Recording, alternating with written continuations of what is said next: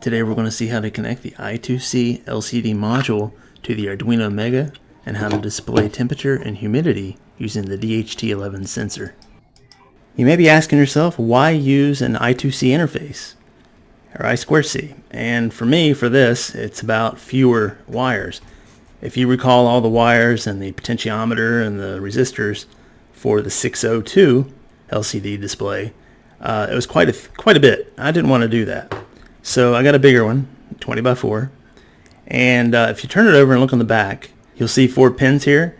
I2C uses a 2-pin bus, and you'll see that the SDA pin is the serial data, and the serial clock is the SCL pin. And you also have your ground pin, which you connect to Arduino ground, and the VCC pin, which you connect to 5 volt. And then right here you got a potentiometer. That's a contrast adjustment for your screen. And then right here you've got a jumper that supplies power to the backlight. You can remove that jumper and put your own voltage on there and adjust the intensity of the backlight, but for this video we'll leave the jumper on. Another benefit of using I2C devices is that when you add more devices to your project, you use the same 2-pin bus, and that doesn't add any extra wires to the Arduino. All you do is change the address configuration for each additional device, and that brings me to this down here, A0, A1, and A2. Now if you had multiple devices, you would change the address to your device by using these 3 jumpers right here, A0, A1, and A2. The address of this device is currently 0x27. Yours could be a different manufacturer, and it could be 0x3f. If I wanted to change the address, I would add solder, connecting the pads here at A0, or at A1, or at A2, or any combination of those 3, A1 and A3, or A1, A2, and A3, any combination, and that's going to change the address to your device. The way that this works is, by default, these 3 jumpers are pulled high using onboard pull-ups, and when you connect those 2 pads with solder, you short the jumper, and then that'll change the address. Now once you start setting up your I2C device, and you want the address for the device, regardless of whether you've soldered any of these 3 jumpers or not, you need the address. So you can consult your data sheet. That information should be there. Or you can, the easier way, the way I prefer, is to download an address scanner for your I2C device. And we'll do that right now. It's a much easier way. And if you look at the serial monitor, it'll tell you what the address for this device is. So let's do that right now. Now what I did was I went to Google and I did a search for I2C scanner right here, and it brought me here to the playground.arduino.cc/main/I2C scanner /. So this is where I went. I scroll down. All I did was highlight this code and copy it. Then I open up my Arduino IDE and I copy and paste the code into my Arduino IDE. I come up here to Tools. I make sure that I have the proper board selected, the proper COM selected, and then I hit Upload.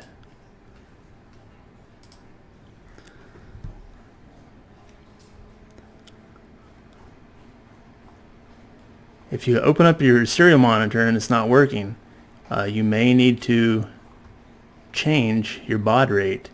You need to have it at 9600 baud rate. So let's go up here to serial monitor, and you change your baud rate right here. You want to make sure it's on 9600. And you can see here that I2C device found at address 0x27. Now if I had one of those jumpers soldered, it might say 0x26 or 25 or 20. So this is how you find your address. That's how I find the address. I hope that was helpful. You can also download the I2C scanner within the IDE itself by going to Tools, Manage Libraries, and typing in I2C scanner.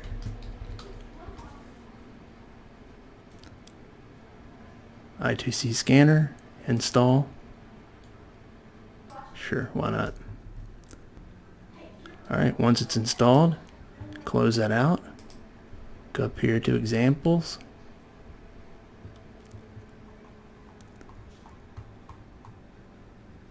Go down to I2C scanner, device scanner, and you can run this code on your device as well. But remember, it's got a different baud rate. So when you come up here, well, I don't have my board connected. You'll have to change the baud rate to match this right here. In this video, I'll be using the SunFounder I2C 20x4 LCD module, the DHT11 temperature and humidity sensor module, the Elegoo Mega microcontroller, 4 male to female jumper wires that we use to connect our LCD display, 3 male to male jumper wires that we use to connect our DHT11 sensor, and a breadboard for prototyping.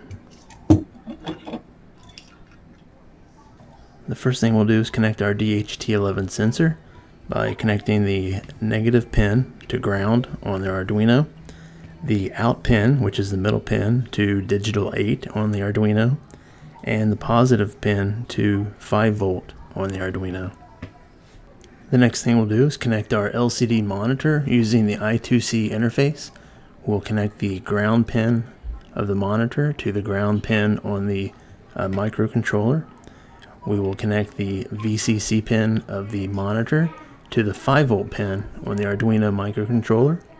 We'll connect the SDA pin to pin 20 on the Arduino and connect the SCL pin to pin 21 on the Arduino. And here is a diagram of my connections. If you're using an Arduino Uno or Nano, the SCL pin will be analog 5, the SDA pin will be analog 4. After you've made all your connections, go ahead and plug in your microcontroller. After you've got your code loaded into the IDE, go ahead and upload to your board. That's what we'll do right now. But I just realized that I last used an Uno, so I need to go back and change this to Elegoo Mega, and then go back and change my COM to the correct. There we go. Now this should work. So anytime you get a failure, be sure to check that. That's usually the case for me. So now it works, and now my temperature reading is 71.6 degrees Fahrenheit, and the humidity is 56%.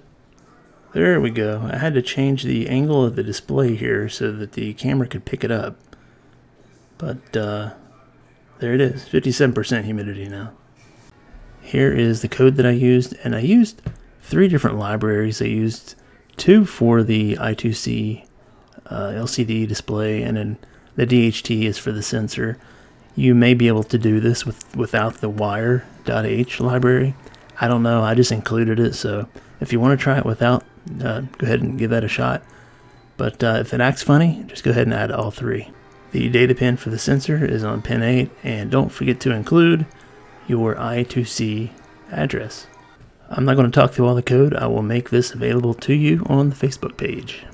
Thank you all very much for watching. I do appreciate it. I didn't talk too much about the temperature and humidity sensor because, well, I was just using that as an example. If the video was helpful to you, be sure to like and subscribe, and I will see you again soon.